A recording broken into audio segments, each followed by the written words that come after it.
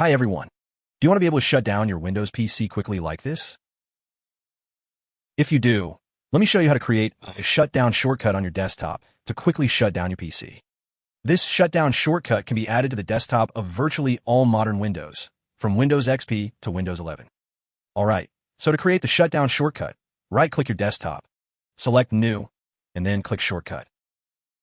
On the Create Shortcut dialog, under the item's location, type Shutdown, which is a built-in Windows command line, followed by -S, -F, and -T0.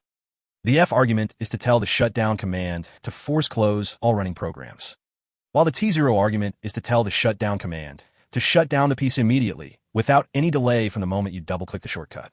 Then click Next, and then name the shortcut whatever you wish, and then click Finish. Now right-click the shortcut, and then click Properties. On the Shortcut tab, click Change Icon. Select the power button icon, and then click OK twice.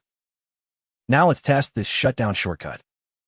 Alright, so that's how easy it is to create a shortcut on your desktop to quickly shut down your PC. I hope you find this quick tutorial useful, and thank you for watching.